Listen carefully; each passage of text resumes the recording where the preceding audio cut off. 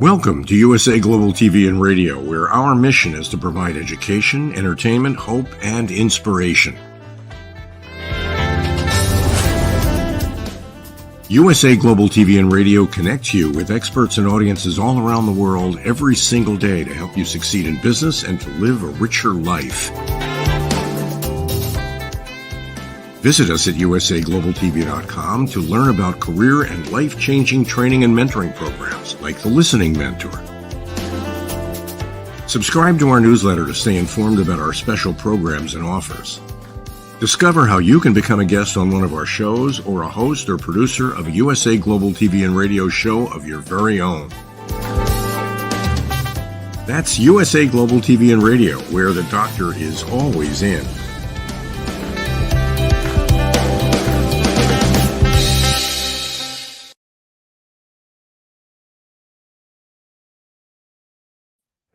Hello and welcome. Good morning, good afternoon, good evening. This is USA Global TV and Radio, where we provide world-class education, entertainment, hope, and inspiration. In addition to all the platforms we've been streaming on, we are now on Roku and Amazon Fire. So hello to our new audiences. Hello to our followers on Instagram as well. I'm Dr. Jacalyn Kerbeck, and it's my pleasure to welcome you to another episode of the Resume Whisperer with JosefStetter. This show is really for everyone because at some point in our life, we are thinking about making a change, and what Joseph in his expertise is helping people find gainful employment, also helping organizations find people that are a great fit. And in life, that's what it's really about. It's sort of a marriage between two entities coming together. So I highly recommend that you sit back and relax for this episode of the program, and do follow Joseph on all the social media platforms, which we'll be giving that information later. JosefStetter, the Resume Whisperer, come on out. Hello. Hello, and thank you for having me. I'm excited to do another episode with you. So fantastic to see you, my friend. We were talking backstage how you have more mobility, and I know you shared with our viewers and our listeners a few, was it a month ago or 2 months ago at this point? A month ago, I had shoulder surgery. I had a torn labrum. So, getting back into normalcy, two little kids, they don't really, especially my younger, who's 18 months, doesn't really understand daddy's hurting. So he's been sick for a couple of days. So it's like, okay, I want to cuddle on your shoulder. And it's so sweet. I got to smile and take the pain a little bit, but I wouldn't change it for the world. Being a father is one of the best things ever. So you smile through the pain. I want to just really enunciate something that you just said. You were in pain and you made a decision to have a very serious procedure. Now, Right. I know people who have had similar injury and they decided not to get it and just suffer with the pain and find workarounds instead of having that mobility. And people do that in their careers.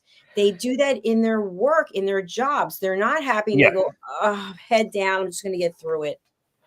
Look, I think there's a big difference between sacrificing for your kids. Let's say my father was, I admire and respect him. He passed away 12 years ago.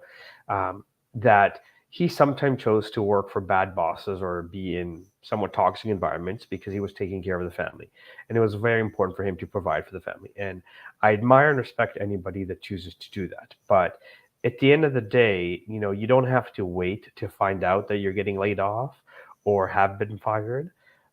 To test what's out there and to see what's available. And I think this is where we're going to have experts that kind of in different industries talk about the fact that the people that get promoted, the people that get noticed, are people that go beyond the call of duty.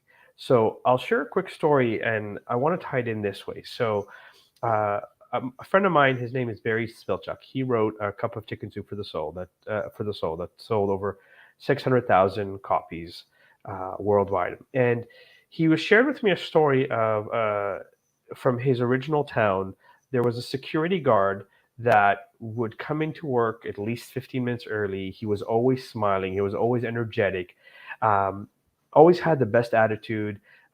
He helped customers carry their bags to the car. When stores brought in merchandise, he helped them bring it into the store.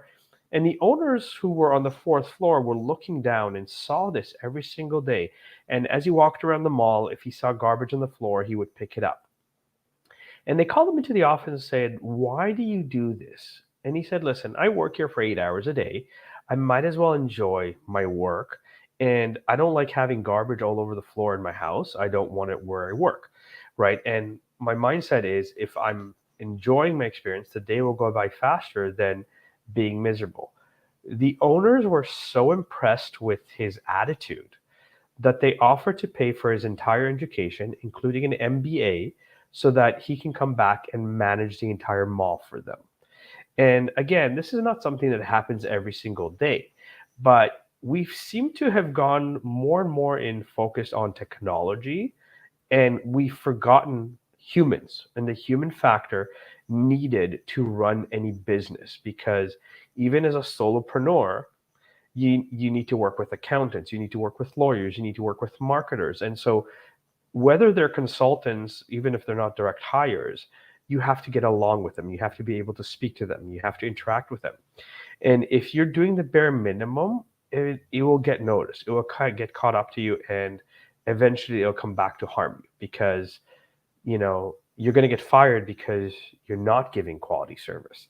And people will complain about you, and in the day of social media, once complaints go live, your reputation is going to get ruined as well. Sorry, battling a little bit of a cold. No worries. Thank you. And you know what? That's an amazing story that you just told. I just got kind of chills just hearing about that. That's really inspiring. Yeah, it's at the end of the day, even in my own career, I've talked about the fact that I've switched careers 9 times and jobs 18 times. I've gone through it, where I've gone through, like, I'm doing everything in my power to do that little bit extra. Whether it's buying coffee for the receptionist, or it's like encouraging the team or giving them a sale that was mine, but their numbers are behind so that the team is successful, and so forth. I found that that served me a lot more. I'm going to use an example that's non-professional, but it just goes to show. So I've been an avid salsa dancer for 15 years, and now with two beautiful little kids, less, but I used to compete and perform. And I found that a lot of times when I went to dance, a lot of the people would be like, "Hey, I'm a regular. Hook me up, hook me up, hook me up." And yeah, it's okay. You come to the club every week. Yeah, yes, they know who you are. They know, but it was always me, me, me. I always did the opposite. I would come and I would talk to the security guards and how's their day and what they're doing. And here in Toronto, it does get pretty cold and snowy, and especially in the winter, I would go and I'd buy them coffee, and I'd buy them like donuts, and I'd buy them chocolate, and I'd give it to them. And I never came and said, hook me up. I was like, you know what? It's freezing outside. Here's some coffee to warm you up. Here's some donuts to give you a little bit of energy for the night, and so forth. And because I first took care of them, they went out of their way to take care of me. So when I came in and it was a friend's birthday and there was 20 of us, they saw me in line. They called me. They're like, okay, all you and your friends come on in now. You guys are VIP.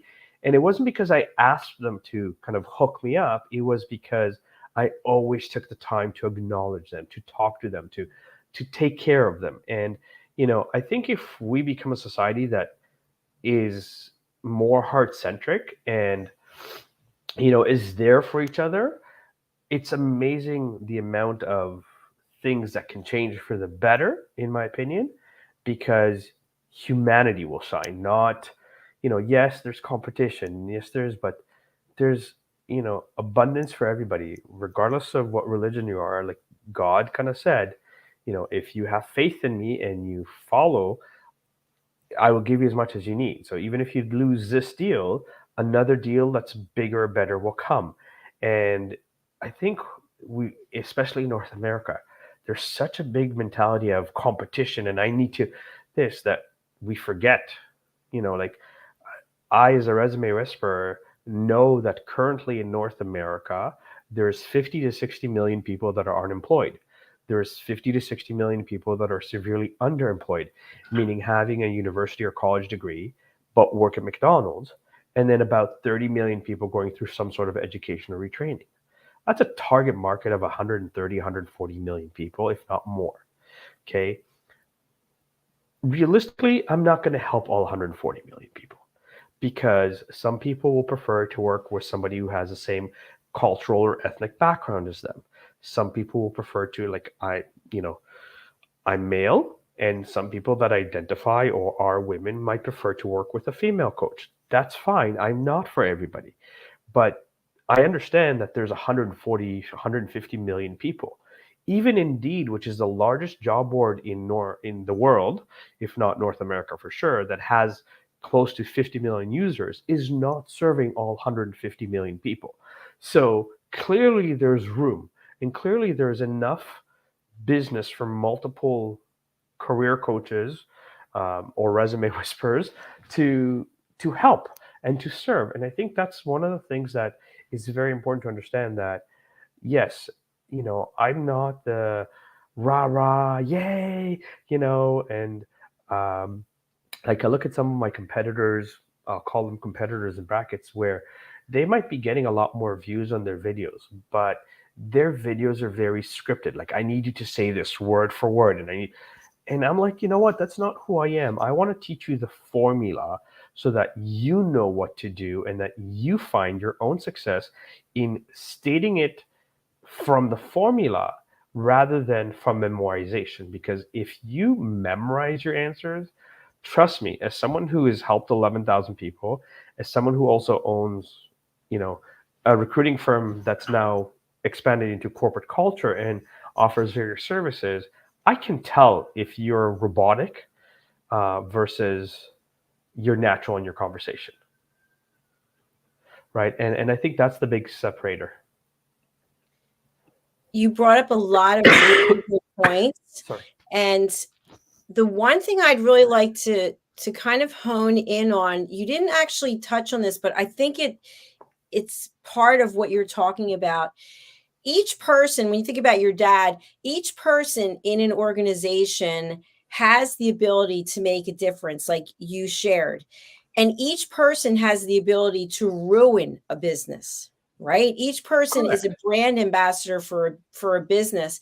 And so one of the things I think is really important is when someone's looking for a new career or a new job and they come to you, and what I'm wondering, or how do you frame up the fact that once the person becomes part of the organization, part of what they're doing, aside from the list of these are, this is what we expect of you, the description, is that they are the rah-rah for that company? But again, I think there's rah-rah and there's rah-rah. So a lot of coaches offer sizzle. Here's the idea. And then if you invest, let's say $1,000 or $10,000, you'll get the formula. And then you invest $10,000. They're like, well, this is kind of the beginner formula. But if you really, really want the formula, you need to invest another 20 grand kind of thing. And if you really, really, really want the formula, it's another 50 grand. And so I don't believe that's like, yes, that is a business model and it works. And there's a level of that. But the reality is that people today are eager for better and different. And there's a difference between rah-rah in the company where you're supporting the ideas or you're excited about things and kind of saying you do stuff but not actually do it, right? Like if you're going to tell me that you're going to create marketing campaigns for me and you use ChatGPT to create the marketing campaigns, and I can tell that it's ChatGPT because there's no original thought in it. There is just, this is the industry standard. This is what everybody's been doing. Then, it's not. I think that rah-rah comes in different forms, and it comes in, bringing new ideas. It comes in maybe different communication styles. It comes in, how you communicate in meetings and share where or what needs to be done. There's a book called The 1 Minute Manager. I believe it's by Spencer Johnson. But it's a brilliant book where they talk about the fact that you can have meetings in a minute, and literally it's like, what's the problem? What are you doing? What can we expect? And like, you don't need to go through all the other fluff because it's straight to the point. And so companies that have learned how to implement shorter executive meetings can be a lot more productive in getting things done day to day, right? Now there's rah-rah in terms of, like, for example, when I worked in finance, I was asked how would I demonstrate teamwork? And I probably gave the best answer the HR ever heard because I think she hired me just for my answer. My answer was, I'm going to have a bowl of chocolate and candy on my desk. If you're having a really bad day, come grab some chocolate and candy. You don't even need to ask me permission. If you're having a really great day and you're just in the mood for some chocolate or candy, come by my desk and grab some, right? That's how I demonstrate teamwork. And she was so shocked that I didn't go, oh yeah, I always help my coworkers. I offer chocolate. And again, it's different and it's there. Now you have to understand that, like, you don't want to be sucked into gossip because that's cancer in a company and that will destroy the company internally if you start gossiping with people, right? Or about people. That's the first thing. Second thing is yes, people that have worked there for a very long time sometimes over time get bitter that they got passed for promotions or that they're still there. But they're not investing in themselves in terms of learning new skills. They're not asking questions. They're not coming up with new ideas. They're not being innovative. They're just doing what they're told. And so they get angry that they didn't get promoted, but they're not actually looking internally going, did I ask for feedback? Did I see, like, the people that got promoted, what did they do differently than me? Did they put in more effort? It's not about working longer hours. It's about working smarter and doing things that are original or different. It's implementing ideas that can kind of go. I remember when I first got into recruiting, I like to have what I call organized chaos. So my table is covered in papers. And my former manager or owner of the business was like, you need to organize your desk all the time. And I looked at her, I said, I am quintupling everybody here in sales. Would you rather have an organized desk or would you rather continue me doing the sales that I do in recruiting? She was like, no, continue with the sales and recruiting. So, I understand you have a way of doing things, but I'm getting you results that are beyond your expectations. Let me have my system. And it's organized chaos because I knew where everything was on my desk, but it was a system that allowed me to know what's priority, which ones I need to follow up, which are new clients, which are this. And it worked for me. And at the end of the day, if it works for me, and as long as I'm producing results, as the expression goes, if it ain't broke, don't fix it. I appreciate what you just shared. I want to tap into something that you mentioned about feedback. I think that feedback to an individual in the recruiting process is really important. And then feedback from the manager / leader is really important. So I'd love to have you share, because I think this is a skill set. How do you give, not you specifically, but what would you recommend in terms of providing feedback to someone who's come to you and is going on interviews, a client? Maybe it's the corporate side, or maybe it's the manager or business leader to the employee. So pick any of them. So again, in principle of human nature, people don't want to hear you suck, you suck, you suck, you suck as a model. So first thing you want to do is use a Toastmaster method called the sandwich or the hamburger approach, where you start with positive, then one or two kind of areas of improvement, and then positive again. There is, again, Toastmasters uses what I heard, what I saw, what I felt. So you can tie that into the corporate world by saying, here's what I see you doing, here's what I feel you need to do, and here's kind of where I think the improvement or implementing this can help you move forward in the company, kind of thing. Obviously, depending on also the organization, depending on the culture that they built from the get-go, it's not that hard. Like I'm the type of leader that and it's my personality and probably my cultural background. I'm very direct. I'm like, you do this well, but here's the gaps. And I don't like that these gaps are happening regularly, for example, right? I didn't say I'm firing you. I'm saying there. And I also offer, like, if you want, I can help you with this, or I can do this. Now I'm creating the opportunity for you to take advantage of, let's say, me mentoring you. But if you don't want that, then I can't force it for you, right? And human nature, unfortunately, will always try to focus on something negative more than positive. So when I built a call center from scratch, I had salespeople that were getting a lot of sales, and I had salespeople that were not getting a lot of sales. And there was weekly feedback for them as to where or why there's gaps in sales. And it was like, okay, you're taking long breaks, you're taking this, you're kind of quitting the sale after 2 or 3 rejections, when in sales you're taught that you need at least 7 no's for it to count as a no, because the first 3 are autoresponder. The next 3 are like, okay, you said something that might be a little bit interesting, but they're not convinced yet. And then afterwards, you've given them a little bit of details for them to go, okay, I'm listening, right? So I'll use the world of recruiting. Like, it's can be very competitive. There might be hundreds of agencies trying to get into especially well-known companies. But when I speak to organizations and they go, we need, let's say, a software developer, I go, okay, why haven't you hired anybody?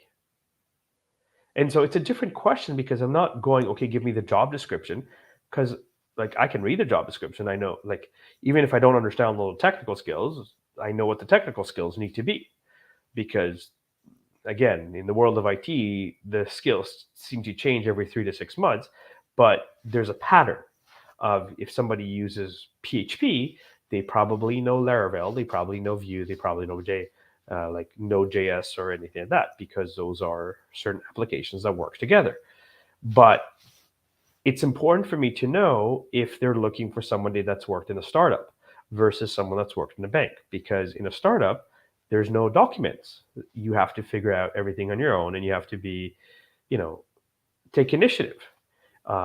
If you work for a bank, you tend to code a piece of the machine, a small cog.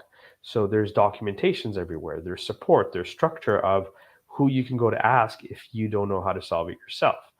So there's a very big difference in mindset and in, we'll call it, character skills, then, even though they're both software developers, in how they can deliver, right? And I think this is where most people fail, because they respond with, well, I know how to do this, and I know how, okay, great, you know how to do it, but show me that you're great at it.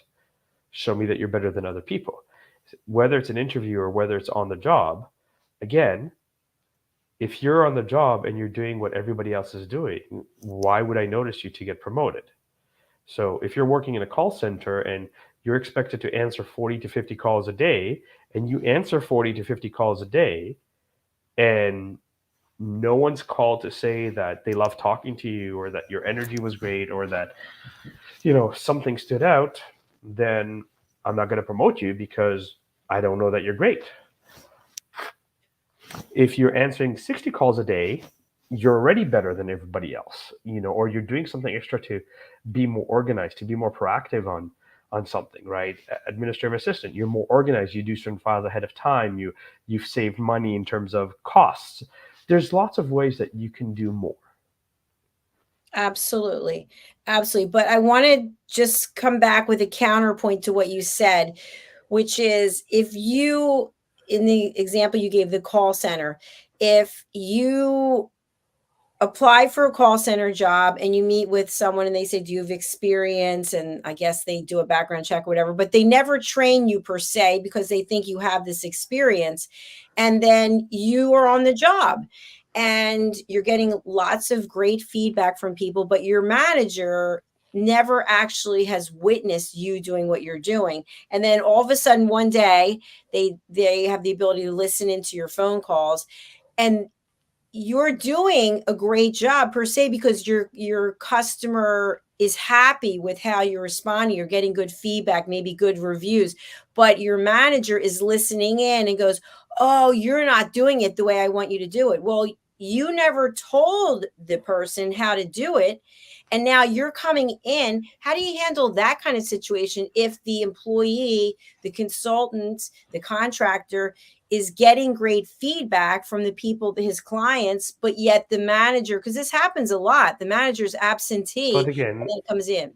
so this all boils down to clear communication and establishing the expectations, right? So in a call center environment, again, you can be proactive. You're a month on the job, reach out to the manager and say, I know I'm only a month, but could you listen to my calls?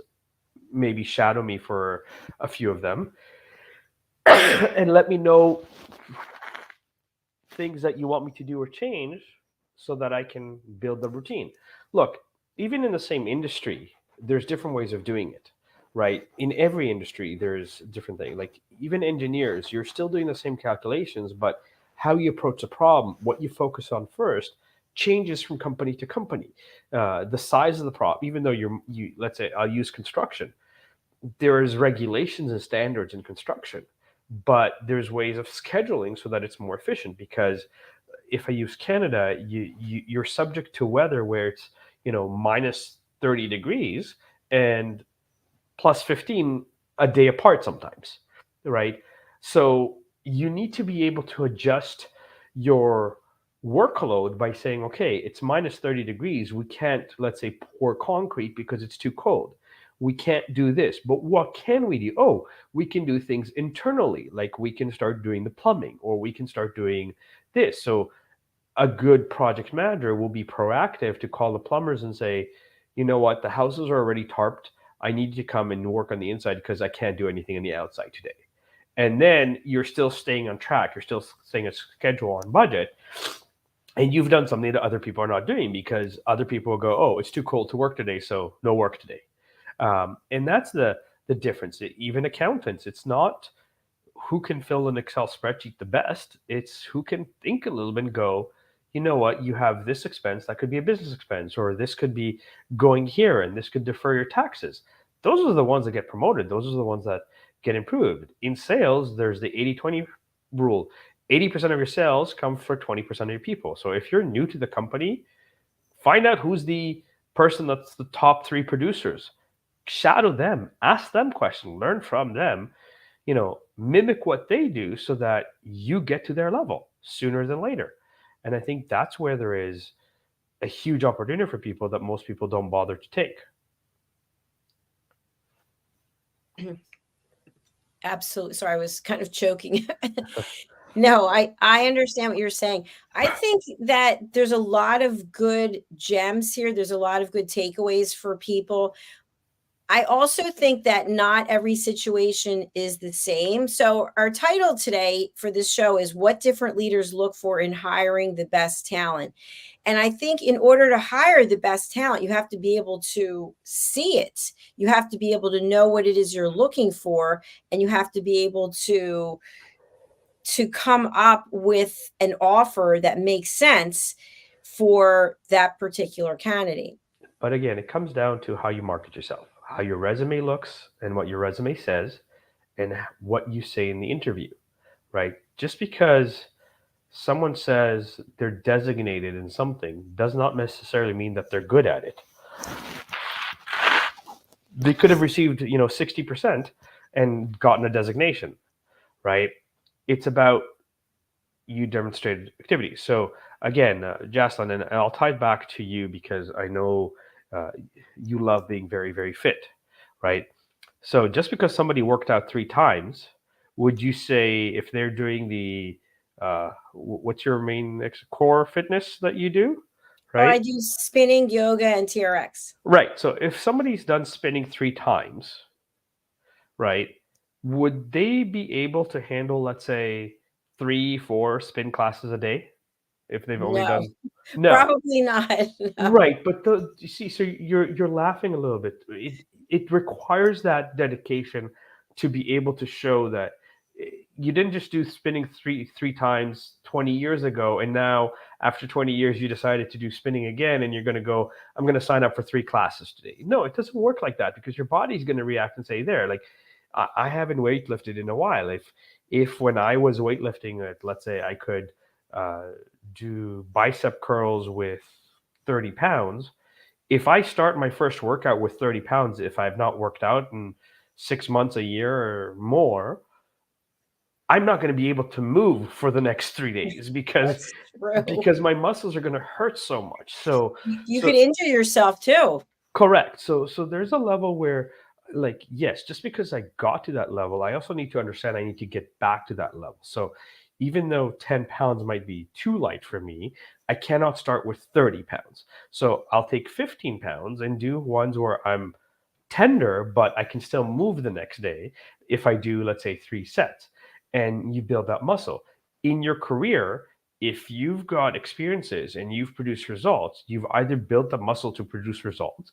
And if you're not producing the results, then learn from people that are producing the results, why they're doing it or what they're doing differently to be able to start matching the energy, the knowledge, the uh, you know, uh, whatever you want to call it. Because again, as much as anybody can look, I'm going to use simple things like cooking and baking, right? I dabble in cooking, baking. By no means do I even come close to Gordon Ramsay's talent and ability and understanding of flavor, right? But if I want to become a great chef, first thing I can do is the Cordon Bleu is recognized globally as one of the best training facilities for cooking. Once I go study some of the rules and regulations, then be proactive to try and intern in higher end restaurants where you're learning the finesse of it, right? And again, this is where if you're applying for the job, it's not just send resumes and wait. It's go to the restaurant, try to have a conversation with the chef, try to show them how excited you are, how eager you are to learn, how willing you are to, take criticism but improve. And or you can go on Gordon Ramsay's Hell's Kitchen on show and compete, right? But there has to be some first step initially to get there, right? In anything that you want to do, there is a difference between getting some recipes on the internet and making a cake or two and committing to learning the art, to decorating, to this. There's different skill sets. So, again, even if you grew up with it because it's in your family, it doesn't automatically make you this because, again, the longer you do it, sometimes you start cutting corners. And when you start cutting those corners, the taste is different, the texture is different, this. And often it's that, wait a minute, why is nothing working? And when we start reflecting, wait, I stopped doing this and I stopped doing this. And those things are what made the difference. And so if you're smart and you're apt, you'll go back to them and then grow and improve. And that applies to any career. You know what I find really interesting about what you share, because you made the gym analogy. Of course, if you haven't been working out, you're going to take a step back, because if you try to pick up exactly where you were from before, you could literally get injured. And we see this, I think, in the beginning of the year in January, when people are making all these resolutions, and then they've gone from being really sedentary to they're going to start running and lifting and this and that. However, in the business world, if you were to go and apply for a job, and you can correct me if I'm wrong, and you have all these qualifications and you're going for a job that's lower level because you want to get back into the workplace you've been out of, and you will be told, oh, you're overqualified. And you'll say, well, I'm willing to take a step back or two so that I can get, and many times that's not acceptable. So how can we look at that? If I've had overqualified a couple, 2-3 times in my career, and this was my answer to them. So when someone says to me, I'm overqualified, I say, so if I understood you correctly, your company does not want to make more money. And then I shut up and I watch them squirm. And then I say, listen, if you're worried that I'm going to be bored at this job, I'll sign a 2-year, 3-year commitment to you, right? Fact of the matter is that I need an opportunity to prove myself, and I want to work here because this is the company I want to be. And this is now, again, if you've marketed yourself correctly with a great resume, with the correct results highlighted, and you've interviewed in the 7 rules to a wow interview that I teach people, there's no such thing as overqualified. There is, we can't afford to lose you, right? And I've had situations where, my craziest was a $450,000 raise in 4 hours, but I've gotten people $30,000 to $60,000 raises because the company's understood just how good the person interviewing is and how much value they'll bring to the table. But again, there's, if you learn, let's say, accounting 20 years ago, you still know how to be an accountant, but some of the tax laws have changed. So there are refreshers that need to be made, and you need to understand that. And so there's a level of, there's courses available online. There's free courses. Now with AI, you can even get courses from Harvard and Yale for free if you go to the right platforms. But there's enough resources for you to have the opportunity to gain the knowledge. It's up to you whether or not you want to gain it. I really like that perspective that you shared, because that flips everything on its head. And if you are overqualified, you still can bring value and change the perspective of the person hiring, because that is a common thing, that, oh, you're going to get bored here, you're going to leave after 6 months. And I love what you just shared, Joseph. Yeah, and keep in mind that a lot of companies for the past few years were like, oh, we'll hire a new graduate instead of someone that has, let's say, 20 years of experience because they're cheaper. And what they realized is cheaper is not necessarily better, because cheaper means they don't have maturity. They can't handle multiple things at a time. And many companies are now changing their mind about this mindset of cheaper is better, because they'd rather have somebody with experience that knows what they're doing and that they don't need to train day in and day out to get the job done. So again, it depends on the industry, and most importantly, it depends on how you present the information. Because when you come in with confidence and you go, here's the results I produce, here's the impact I've made on my work, and here's why I can do it better for you, that should be the only thing in the listening that exists, not you're overqualified for this role. Because overqualified means it's a manager that's worried that they're going to lose their job because you might be better than them. It's a threat. I knew it. I knew that was in there. Joseph, we've actually come to the end of our episode. And once again, I really enjoyed it, just flown by. Let people know a little bit about some of the upcoming episodes, and also how can you help people? So again, JosefStetter is my name, and you can find me on most social media. I'm most active on LinkedIn. Um, I've helped 11,000 people land their dream job, and now I'm approaching 12,000. So reach to me, and I have different programs available for you. And organizations that need help hiring the right people, the Celebrate Group is my corporate business where I help companies deal with that. And in the next few weeks, we're going to have the CEO of a learning management company talk about what they look for in hiring people. We're going to have the CEO of, he currently owns two long-term care facilities. And again, what he looks for in great employees. We're going to have a gym owner that is going to speak to us about, even at the gym, it's not just who has the most designation, it's personality, it's energy, it's fitting in with the vibe that's already there. We're going to have the CEO of a company that deals with banking, regulatory affairs, and compliance. And again, he's going to talk about his team and what they need. And what I want to show people is that there's a pattern where it's not just do the bare minimum. It's not just tell me that you're really hardworking, dedicated, committed team player, because nobody cares. But it is doing that extra step. It's going the extra mile to show your worth and fit in. Brilliant. Thank you so much, Joseph. I'm so glad that you're on the mend, and I really look forward to our next episode. So please to reach out to Joseph. It's JOSEFSTETTER for our friends on the audio platforms. And again, he is on LinkedIn. He's on Facebook. He has his own websites. So go ahead and connect, because you're missing out if you're not. Joseph, have a beautiful rest of your evening, and thank you for being here. You as well, and thank you. Thank you. Bye for now. Thank you, everyone. It's been an absolute pleasure. We're here bringing you information to help you. So why not take advantage of it? Reach out to Joseph and connect. That's what it's all about.